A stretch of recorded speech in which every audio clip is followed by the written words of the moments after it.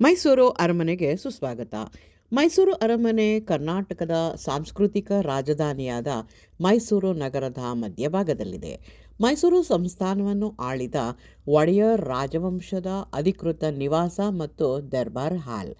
British ವಾಸ್ತುಶಿಲ್ಪಿ henry Irwin ಅವರ ನೇತೃತ್ವದಲ್ಲಿ 1897ರಲ್ಲಿ ಹೊಸ ಅರಮನೆ ನಿರ್ಮಾಣ ಕಾರ್ಯ ಆರಂಭವಾಗಿ 1912ರಲ್ಲಿ ಪೂರ್ಣಗೊಂಡಿತು.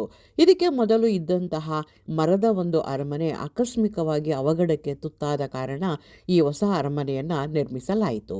ವಾಸ್ತುಶಿಲ್ಪ ಶೈಲಿ ಇಂಡೋ ಸಾರ್ಸೆನಿಕ್ ಶೈಲಿ, ಅಂದರೆ ಹಿಂದೂ, ಮುಸ್ಲಿಂ, ರಜಪೂತ್ ಮತ್ತು ಗೋತಿಕ್ ವಾಸ್ತುಶಿಲ್ಪ ಶೈಲಿಗಳ ಮಿಶ್ರಣದಿಂದ ಕೂಡಿರುವಂತಹ ಒಂದು ವಾಸ್ತುಶಿಲ್ಪ. ಅದನ್ನು ಇಂಡೋ ಸಾರ್ಸೆನಿಕ್ ಶೈಲಿಯಲ್ಲಿ ನಿರ್ಮಿಸಲಾಗಿದೆ. ದರ್ಬಾರ್ ಹಾಲ್ ಪ್ರಮುಖ ಆಚರಣೆಗಳನ್ನು ನಡೆಸುತ್ತಿದ್ದ ಅದ್ಭುತವಾದ ಕಂಬಗಳುಳ್ಳ ವಿಶಾಲವಾದಂತಹ ಒಂದು ಹಾಲ್ ಅಥವಾ ಒಂದು ಅರಮನೆ. ಅಂಬಾವಿಲಾಸ್ ರಾಜರ ಖಾಸಗಿ ಸಭಾಂಗಣ.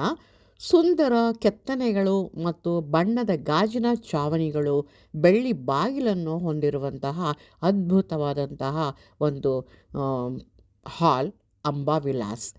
ಕಲ್ಯಾಣ ಮಂಟಪವಾಗಿಯೂ ಕೂಡ ಈ ಅಂಬಾವಿಲಾಸನ್ನು ಬಳಸಲಾಗುತ್ತಿತ್ತು. ಮದುವೆ ಮತ್ತು ಧಾರ್ಮಿಕ ಕಾರ್ಯಕ್ರಮಗಳಿಗಾಗಿ ಬಳಸುತ್ತಿದ್ದರು. ಈ ಮಂಟಪ ನವಿಲಿನ ಬಣ್ಣದಿಂದ ಅತ್ಯಂತ ಸೊಬಗಿನ ಬಣ್ಣಗಳಿಂದ ಕೂಡಿದೆ. ನವಿಲಿನ ವಿನ್ಯಾಸದ ಬಣ್ಣದ ಗಾಜಿನ ಚಾವಣಿಗಳನ್ನು ಕೂಡ ಹೊಂದಿದೆ. ಒಂದೊಂದು ಕಮಾನುಗಳಲ್ಲಿ ಇರುವಂತಹ ಒಂದು ಅದ್ಭುತವಾದ ಕೆತ್ತನೆ ಕೆಲಸ ಅಥವಾ ಶಿಲ್ಪ ಶೈಲಿ ಅದ್ಭುತವಾಗಿರುವಂಥದ್ದು.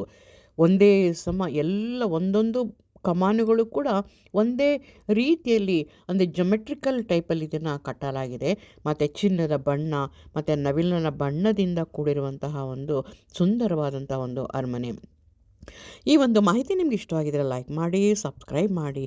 ನೀವು ಕೂಡ ಅರಮನೆಯ ಒಂದು ಸೊಬಗನ್ನು ನೋಡಲು ಭೇಟಿಯನ್ನು ಕೊಡಿ.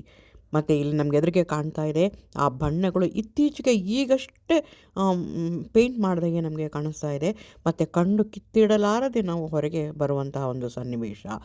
ನಮಸ್ಕಾರ.